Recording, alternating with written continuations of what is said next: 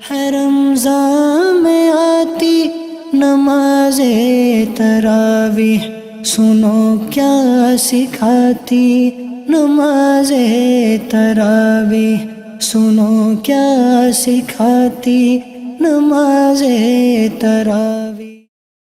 الحمدللہ رب العالمین والصلاة والسلام علی سید المرسلین، اما بعد فاعوذ باللہ من الشیطان الرجیم، بسم اللہ الرحمن الرحیم۔ الصلاة والسلام علیک یا رسول اللہ وعلی آلک واصحابک یا حبیب اللہ۔ الصلاة والسلام علیک یا نبی اللہ وعلی آلک واصحابک یا نور اللہ۔ فرمان مصطفیٰ صلی اللہ تعالی علیہ وآلہ وسلم، البخیل الذی من ذکرت عندہ فلم یصلی علیہ۔ بخیل ہے وہ انسان جس کے سامنے میرا ذکر کیا جائے اور وہ مجھ پر درود نہ پڑھے۔ صلو علی الحبیب صلی اللہ علی محمد صلی اللہ تعالی علیہ وآلہ وسلم۔ FGN چینل کے ناظرین، الحمدللہ پھر سلسلہ درس تراویح کا یہ دوسرا ایپیسوڈ آپ کی خدمت میں لیے حاضر ہوئے ہیں۔ الحمدللہ تعالی رمضان المبارک کے بابرکت ایام ہم سبوں کے درمیان جلوہ فرما ہے اور ہم سب اس کی برکتیں حاصل کر رہے ہیں۔ امید ہے کہ آج رمضان المبارک کے اس بابرکت ایام میں آج کی تراویح میں دوسرے پارے کی تلاوت امام صاحب نے الحمدللہ کی ہوگی۔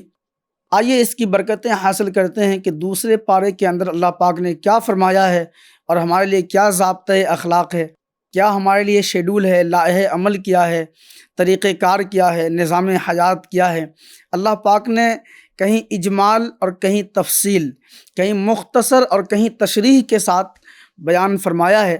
انشاءاللہ الکریم آج کے اس ایپیسوڈ میں آپ دیکھیں گے کہ اللہ پاک نے دوسرے پارے میں کتنی پیاری پیاری باتیں، یہ تو قرآن کریم کی ہر بات ہی پیاری ہے، لیکن دوسرے پارے کی جو اسٹارٹنگ ہے وہ بھی اسی بات سے ہے کہ اللہ تعالیٰ نے اپنے محبوب علیہ الصلاۃ والسلام کو جو اعزاز عطا فرمایا اور آقا علیہ الصلاۃ والسلام کی خواہش پر جو قبلہ تبدیل کرنے کا حکم فرمایا، تو اس چیز کو انشاءاللہ آج سننے کی سعادت حاصل کریں گے۔ قرآن کریم میں اللہ ارشاد فرماتا ہے، سَيَقُولُ السُّفَهَاءُ مِنَ النَّاسِ مَا وَلَّاهُمْ عَنْ قِبْلَتِهِمُ الَّتِي كَانُوا عَلَيْهَا قُلْ لِلَّهِ الْمَشْرِقُ وَالْمَغْرِبُ يَهْدِي مَن يَشَاءُ إِلَى صِرَاطٍ مُسْتَقِيمٍ۔ اب کہیں گے بیوقوف لوگ، کس نے پھیر دیا مسلمانوں کو ان کے اس قبلہ سے جس پر تھے؟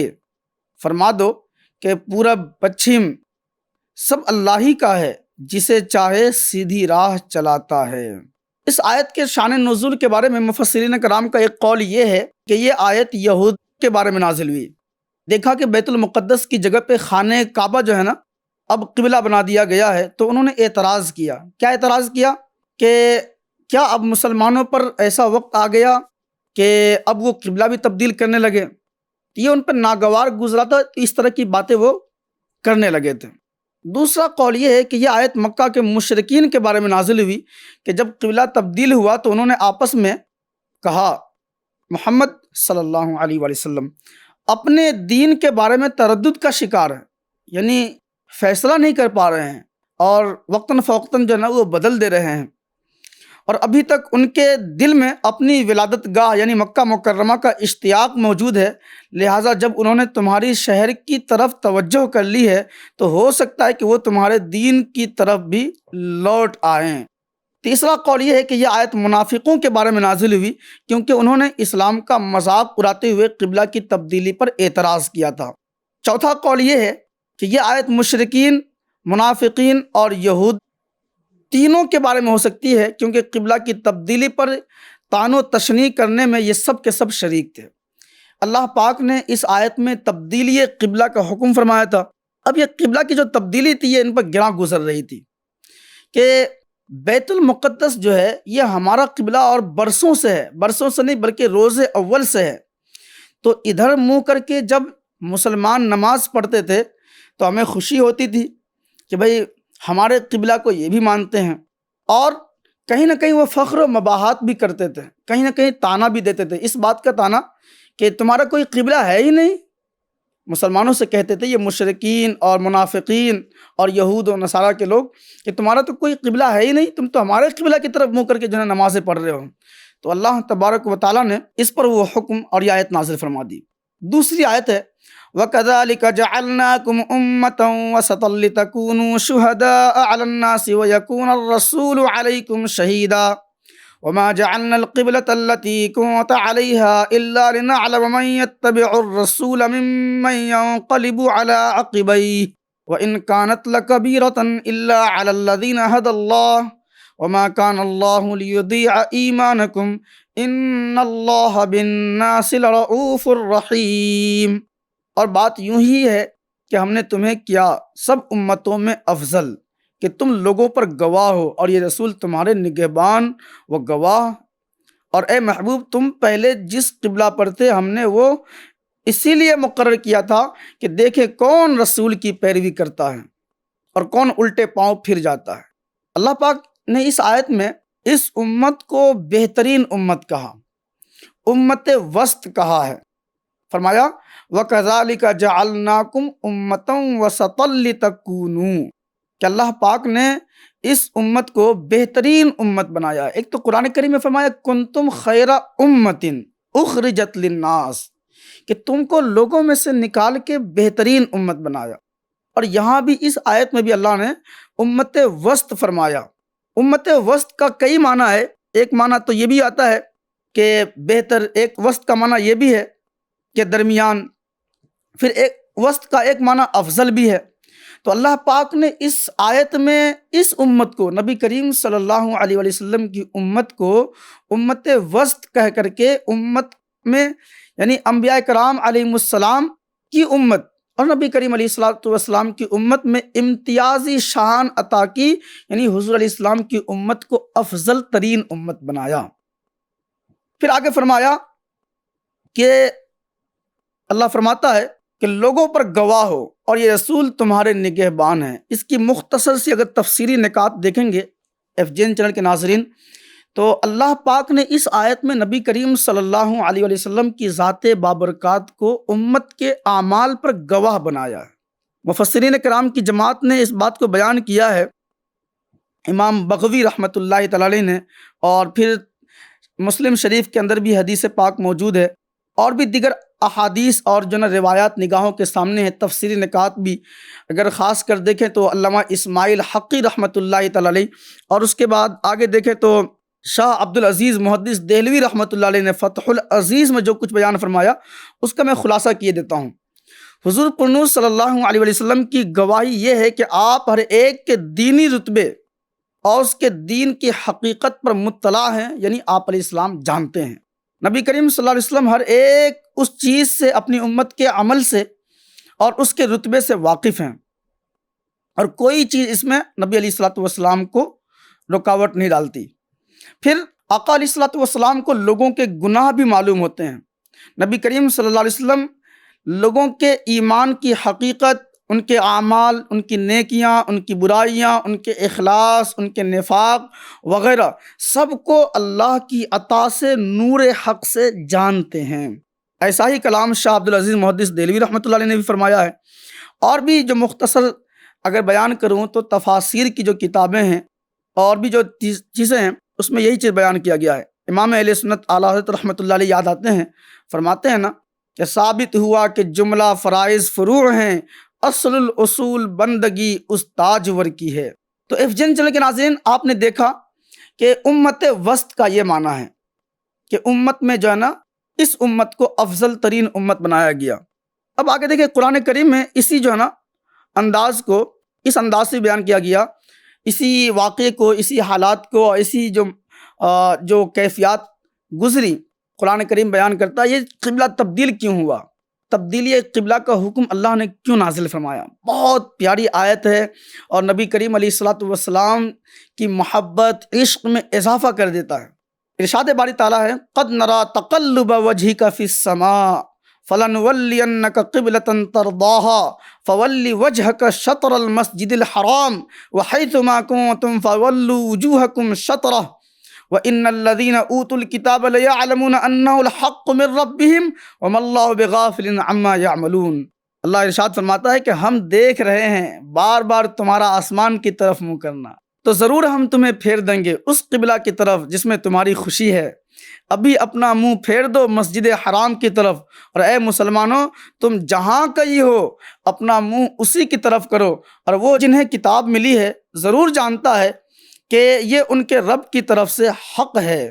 تو دیکھیں افجن چینل کے ناظرین، اس کی تفسیر بڑی پیاری ہے۔ تفسیر میں یہ آیا کہ جب نبی کریم صلی اللہ علیہ وسلم مدینہ منورہ تشریف لائے تو انہیں بیت المقدس کی طرف منہ کر کے نماز پڑھنے کا حکم دیا گیا، اور نبی کریم صلی اللہ علیہ وسلم نے اللہ تعالیٰ کے حکم کی پیروی کرتے ہوئے اسی طرف منہ کر کے نمازیں ادا کرنا شروع کر دی۔ البتہ حضور انور صلی اللہ علیہ وسلم کے قلب اطہر کی خواہش یہ تھی کہ خانہ کعبہ کو مسلمانوں کا قبلہ بنایا جائے۔ اس کی وجہ یہ نہیں تھی کہ نبی کریم صلی اللہ علیہ وسلم کو بیت المقدس کو قبلہ بنایا جانا ناپسند تھا، یہ وجہ نہیں تھی، بلکہ وجہ یہ تھی کہ اس کی ایک بہت بڑی وجہ یہ تھی کہ خانہ کعبہ حضرت ابراہیم علیہ السلام ان کے علاوہ کثیر انبیاء کرام علیہم السلام کا قبلہ تھا، اور ایک وجہ یہ تھی کہ بیت المقدس کی طرف منہ کر کے نماز پڑھنے کی وجہ سے یہود فخر اور غرور میں مبتلا ہو گئے اور کہنے لگے کہ مسلمان ہمارے دین کی مخالفت کرتے ہیں لیکن نماز تو ہمارے ہی قبلہ کی طرف منہ کر کے ادا کرتے ہیں۔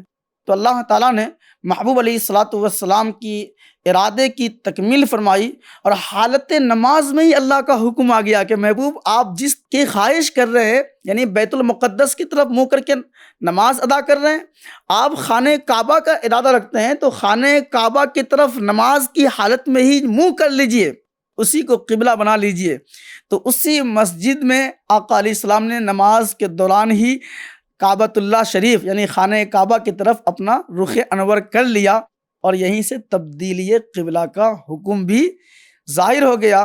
اسی مسجد کو مسجد قبلتین بھی کہتے ہیں۔ تو یہ نبی کریم صلی اللہ علیہ وسلم کی خواہش کی تکمیل میں اللہ پاک نے قرآن کریم کی آیت نازل فرما دی۔ افجن چینل کے ناظرین، یہ تو آیت مبارکہ ایک مقام پر آپ نے سنی، اس کے علاوہ اور بھی دیگر آیات مبارکہ اگر بات کروں تو قرآن کریم میں اللہ فرماتا ہے یا ایھا الذین آمنوا استعینوا بالصبر والصلاۃ ان اللہ مع الصابرین، اے ایمان والو صبر اور نماز سے مدد چاہو، بے شک اللہ صابروں کے ساتھ ہے۔ کیا فرمایا گیا؟ دو چیز، استعینوا بالصبر والصلاۃ، صبر اور نماز سے مدد چاہنے کے لیے فرمایا گیا۔ صبر ایک ایسی چیز ہے، ایک ایسی دولت ہے جو انبیاء کرام علیہم الصلاۃ والسلام کو اللہ پاک نے عطا فرمائی، صدیقین کو عطا فرمائی، شہداء اور صالحین بندوں کو عطا فرمائی۔ اللہ پاک جن پر اپنا فضل خاص فرماتا ہے اسے صبر عطا فرماتا ہے۔ مصیبت کے وقت میں صبر کرنا یہ اللہ پاک کو بہت پسند ہے۔ نبی کریم صلی اللہ تعالیٰ علیہ وسلم نے احادیث طیبات میں اس کی بہت ساری فضیلتیں ارشاد فرمائی ہیں، اور فرمایا کہ صبر کے ذریعے مدد طلب کرو۔ اللہ پاک صابروں کے ساتھ ہے، ان اللہ مع الصابرین، اللہ صبر والوں کے ساتھ ہے۔ جب اللہ پاک اپنی معیت صابروں کو یعنی صبر کرنے والوں کو عطا فرما رہا ہے تو آپ سمجھ سکتے ہیں کہ صابروں کا اللہ کی بارگاہ میں مقام کتنا بلند ہوگا۔ قرآن کریم میں یہ بھی آیا کہ وما اصابکم من مصیبت فبما کسبت ایدیکم ویعفو عن کثیر، اور جو مصیبتیں تمہیں پہنچتی وہ خود نہیں پہنچتی، بما کسبت ایدیکم یہ تمہارے اپنے ہی ہاتھوں کی کمائی ہیں، ویعفو عن کثیر اور بہت سارا تو وہ ہے جو اللہ معاف فرما دیتا ہے۔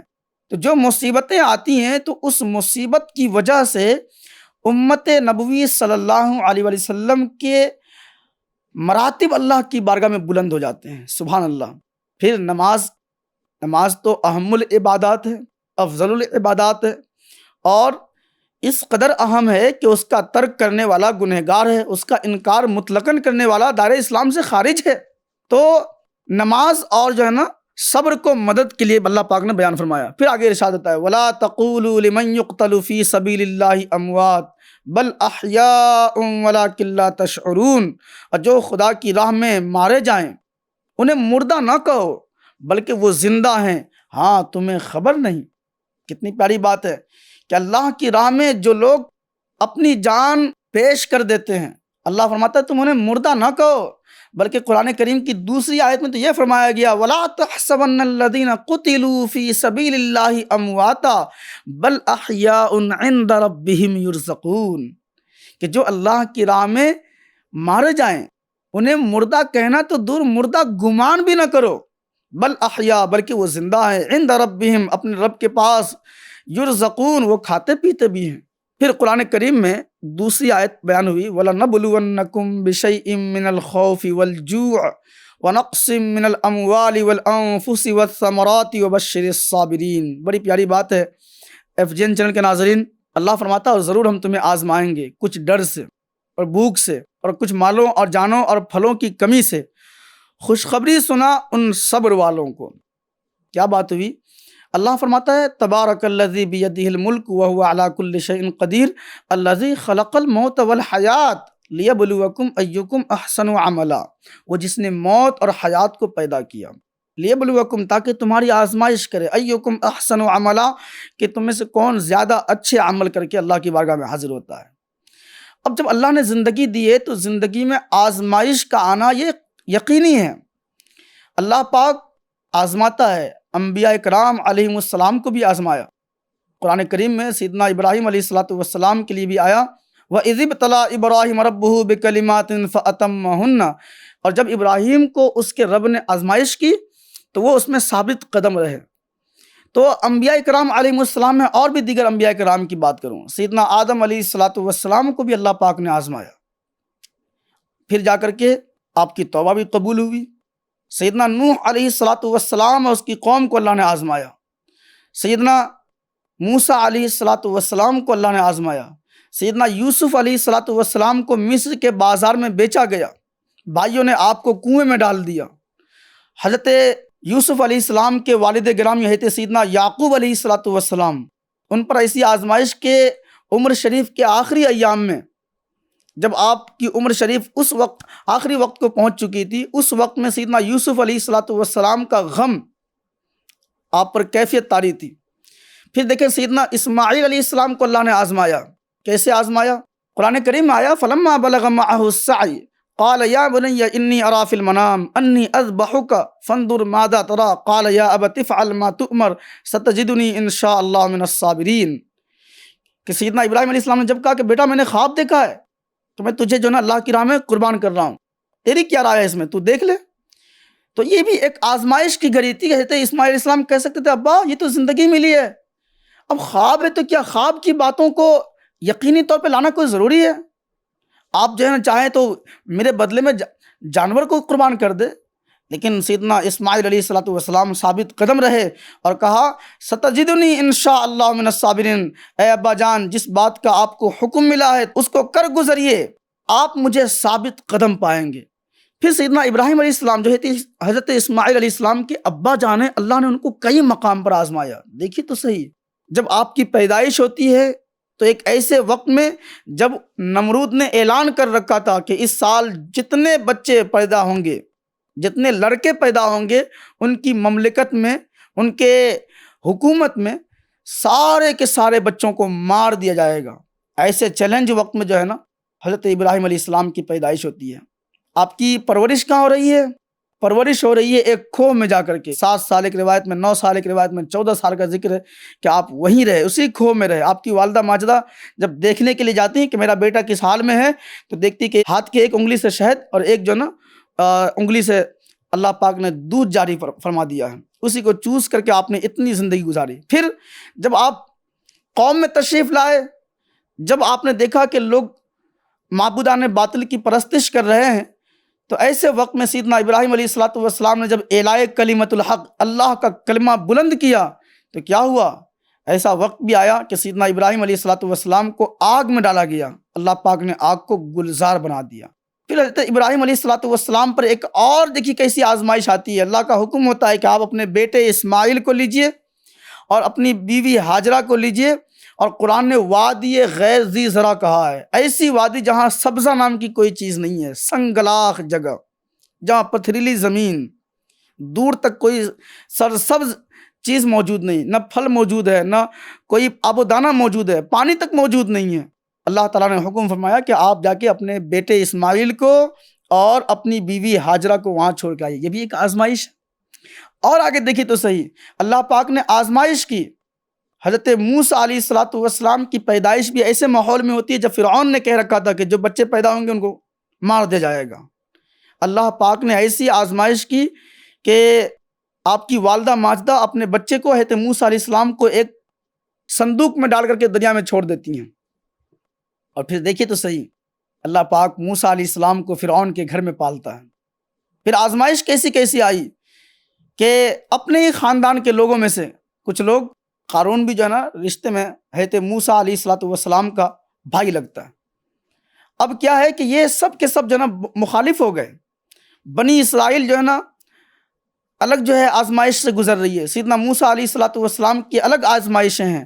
پھر فرعون کا جو لشکر ہے وہ حضرت موسیٰ علیہ السلام کا الگ باغی بنا ہوا ہے۔ پھر دربار فرعون میں، فرعون کے دربار میں موسیٰ علیہ السلام کا مقابلہ جادوگروں سے۔ پھر اس کے بعد دیکھ لیجئے تو فرعون کے لشکر کا موسیٰ علیہ السلام کا تعاقب کرنا، پیچھا کرنا، یہ آزمائش ہی آزمائش، بڑی آزمائش ہے۔ پھر ایسے وقت میں جو لوگ صبر کرتے ہیں، نبی کریم علیہ السلام کی زندگی شریف کا مطالعہ کریں تو پوری زندگی آقا علیہ السلام کی دیکھیں تو ایسا لگتا ہے کہ آزمائشوں میں گری ہے۔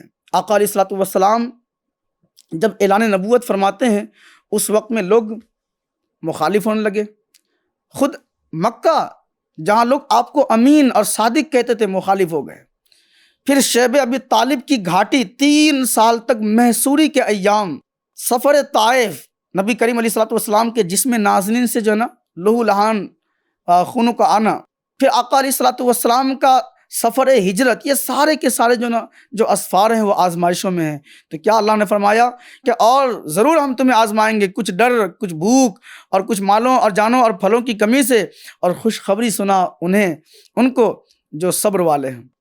تو FJN چینل کے ناظرین، اب صبر کا اجر کیا ہے؟ الذین اذا اصابتہم مصیبت قالوا انا للہ و انا الیہ راجعون، کہ جب ان پر کوئی مصیبت پڑے تو کہیں ہم اللہ کے مال ہیں، ہم کو اسی کی طرف پھرنا ہے۔ پیارے اسلامی بھائیوں، FJN چینل کے ناظرین، اللہ پاک نے اس طرح کی مثالیں بیان فرمائی ہیں اور اس کی بڑی برکت بھی رکھی ہے صبر پر، اور پھر اللہ پاک نے اس کا اجر بھی رکھا ہے۔ ایک حدیث شریف میں کہ مصیبت کے وقت انا للہ و انا الیہ راجعون پڑھنا رحمت الہی کا سبب ہوتا ہے۔ کنز العمال کی روایت ہے۔ قرآن کریم میں اللہ پاک نے ان الصفا والمروۃ من شعائر اللہ فرمایا کہ بے شک صفا اور مروہ اللہ کی نشانیوں میں سے۔ فمن حج البیت او اعتمر فلا جناح علیہ ان یطوف بہما ومن تطوع خیرا فان اللہ شاکر علیم۔ تو جو اس گھر کا حج یا عمرہ کرے اس پر کچھ گناہ نہیں کہ ان دونوں کے پھیرے کرے، اور جو کوئی بھلی بات اپنی طرف سے کرے تو اللہ نیکی کا صلہ دینے والا خبردار ہے۔ کتنی پیاری بات فرمائی کہ ان الصفا والمروۃ من شعائر اللہ، کہ صفا اور مروہ اللہ کی نشانیوں میں سے ہے۔ کیا ہے صفا اور مروہ؟ اب ان الصفا والمروۃ من شعائر اللہ کو جاننے کے لیے بھی ایک وقت چاہیے۔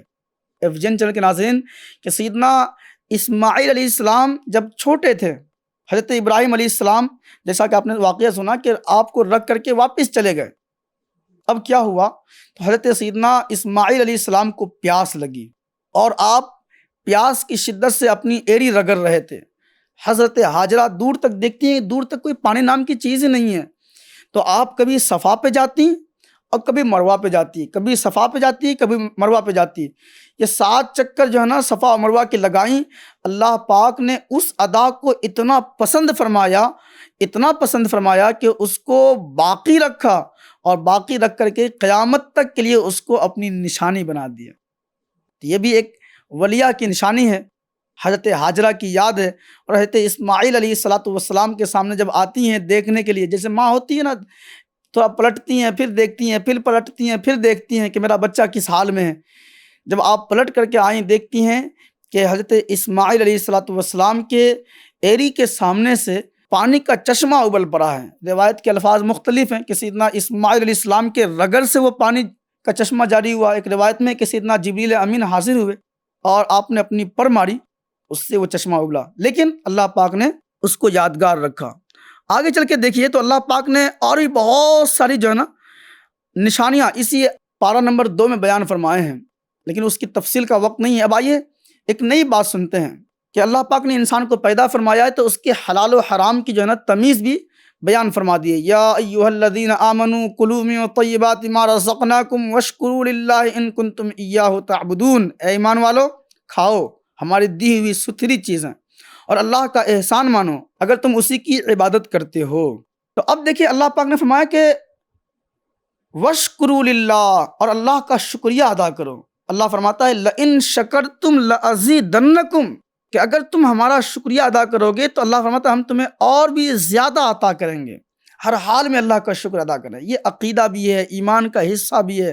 مصیبت آئے، پریشانیاں ٹوٹ پڑے، مالوں کی کمی ہو، پھلوں کی کمی ہو، بازار نہیں چل رہا ہو، کاروبار میں ڈسٹرب ہو گئے ہو، ہر حال میں اللہ کا شکر ادا کریں۔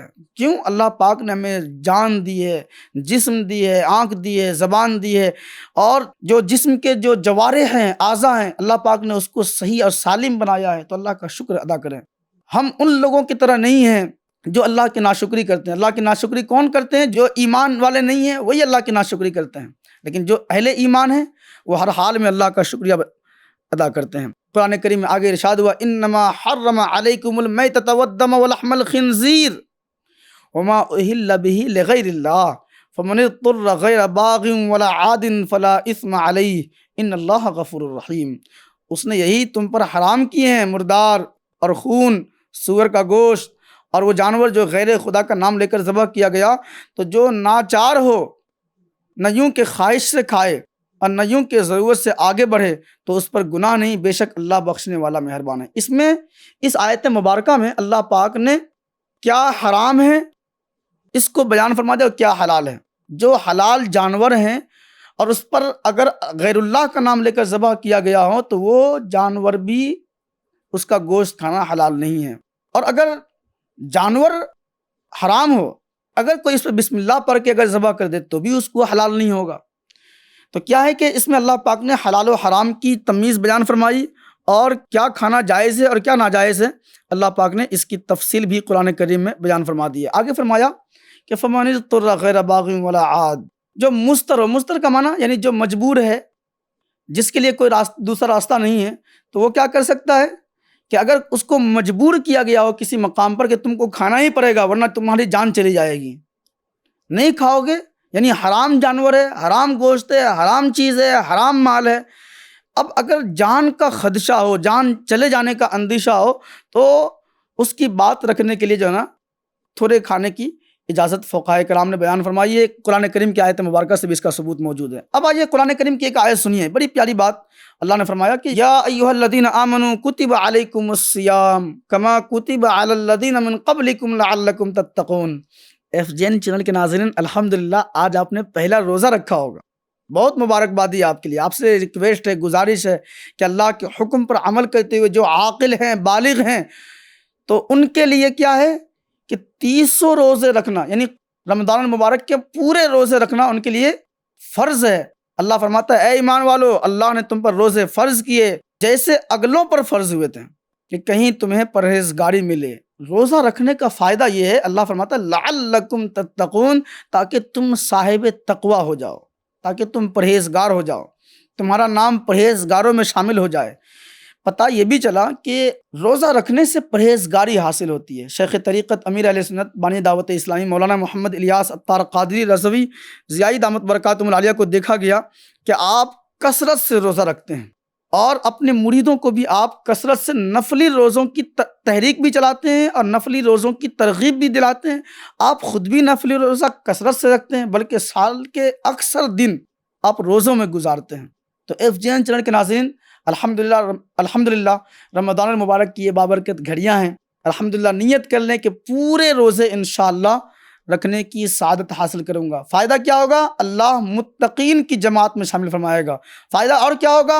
وَأَمَّا مَنْ خَافَ مَقَامَ رَبِّهِ وَنَهَى النَّفْسَ عَنِ الْهَوَىٰ فَإِنَّ الْجَنَّةَ هِيَ الْمَأْوَىٰ، اور وہ جو اپنے رب کے حضور کھڑے ہونے سے ڈرا اور نفس کو خواہش سے روکا تو بے شک جنت ہی ٹھکانہ ہے۔ کتنی پیاری بات ہے۔ اور بھی دیگر احادیث نگاہوں کے سامنے ہیں۔ قرآن کریم میں رمضان المبارک کا ذکر بھی ہے، دوسرے ہی پارے میں ہے، شہر رمضان الذی انزل فیہ القرآن ھدی للناس وبینات من الھدی والفرقان، رمضان کا مہینہ جس میں قرآن اترا، لوگوں کے لیے ہدایت ہے اور رہنمائی کا فیصلہ ہے۔ اور بھی قرآن کریم کی دیگر آیات اور دیگر جو ہے نا تفصیل نکات نگاہوں کے سامنے ہیں۔ FGN چینل کے ناظرین، آئیے اللہ پاک کے قرآن سے اپنا رشتہ جوڑیں، قرآن کے پیغام سے اپنے دل کو، اپنے وجود کو، اپنے گھر کو، اپنے قبیلے کنبے اور جو پاس پڑوس ہیں، جو دنیا بھر کے لوگ ہیں، انہیں منور کریں، اپنے آپ کو بھی منور کریں، دوسروں کو بھی منور کریں۔ انشاءاللہ دنیاوی فائدہ بھی، اخروی فائدہ بھی آپ کو حاصل ہوگا۔ تو قرآن کریم کی یہ جو دوسرے پارے ہیں، آپ نے اس کی تلاوت الحمدللہ امام صاحب سے نماز تراویح میں سنی ہوگی۔ الحمدللہ اس کا معنی کیا ہے، مطلوب کیا ہے، مقصود کیا ہے، اس کے مطالب اور اس کے مفاہیم کیا ہیں، اس کو الحمدللہ تعالی مختصر میں جاننے کی مختلف مقامات سے کوشش کی ہے۔ انشاءاللہ الکریم تیسرے ایپیسوڈ میں رمضان المبارک کے بابرکت اور مسعود گھڑیوں میں انشاءاللہ تیسرے پارے کی جو نا آیات مبارکہ اور اس کے کچھ واقعات آپ کے سامنے پیش کریں گے۔ جب تک اپنا خیال رکھیے، FGN چینل دیکھتے رہیے۔ صلو علی الحبیب صلی اللہ علی محمد صلی اللہ علیہ وآلہ وسلم۔ ہے رمضان میں آتی نماز تراویح، سنو کیا سکھاتی نماز تراویح، سنو کیا سکھاتی نماز تراویح۔